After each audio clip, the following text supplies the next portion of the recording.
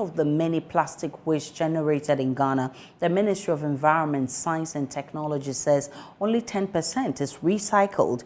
The remaining waste ends up in the sea, and as debris, the debris threaten not only marine lives but also human livelihoods of coastal dwellers in Ghana. Now, the most dangerous part is the hazard that the exposure of the toxins found in plastic waste which humans ingest. Richard Kwejo takes a look at the phenomenon and its impact in a Hotline documentary titled A Sea of Plastics. Here are excerpts. Lydia Esua is a director for policy planning, monitoring and evaluation at the Ministry of Science, Environment and Technology. Lydia is worried about the environmental impact of the garbage that is dumped in the ocean. There's also another report by the World Wildlife Foundation, which also indicates that averagely, an average person ingests into your system approximately 5 grams of plastics weekly. And to bring it home, the 5 grams of plastics can be likened to a credit card, the size of a credit card. On the average every week, that's the quantity of plastics that we inject into our system. Because obviously the plastics have penetrated through our food chain.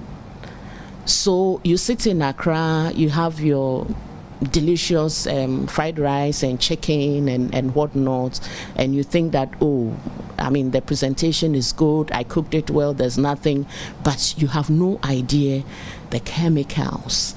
Because of the ingestion of the plastics, we are having issues, or the effects of plastics is also being seen in terms of some human health issues that are confronting people.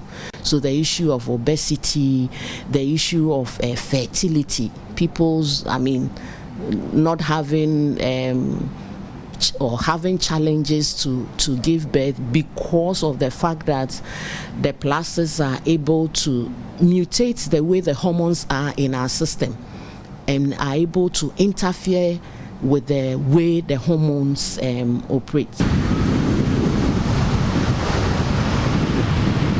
The devastation that plastics are causing the fishing industry is far-reaching. Researchers have recently found alarming levels of plastics in the bellies of fishes, not in the ocean alone, but in Ghanaian lagoons too. Microplastics that end up in water bodies become even more difficult to manage because marine creatures ingest it. Plastics being on the spawning grounds affects the life forms which the fishes lives on.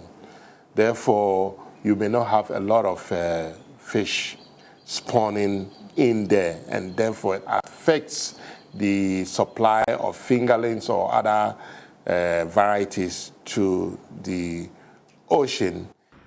Professor Kofi Nyako is the country lead for Ocean Hub, an organization that's working to create an enabling environment for the integrated, challenge-led ocean governance research.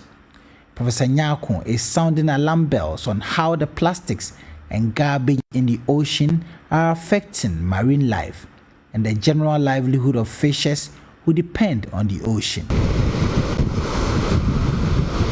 Civil society organizations have been at the forefront of campaigns aimed at ridding the ocean of plastics and other garbage. One such organization is the Green Africa Youth Organization. Desmond Alunwa is co-founder of the Green Africa Youth Organization and the Africa Program Manager for the Global Alliance for Incinerator Alternatives. And we hopefully we will pilot this the first quarter of this year, water ATMs, where you go in, you slot your coin. Depending on how much you slot in, the water comes for you, and then you bottle up your bottle, and then you go away. And then when it finishes, you get to the next station, and then you do the same thing. I think that this is simple, and nobody is going to be taken out of business. If you want, you can still keep the person who was carrying the water sit by the dispenser, and that is okay.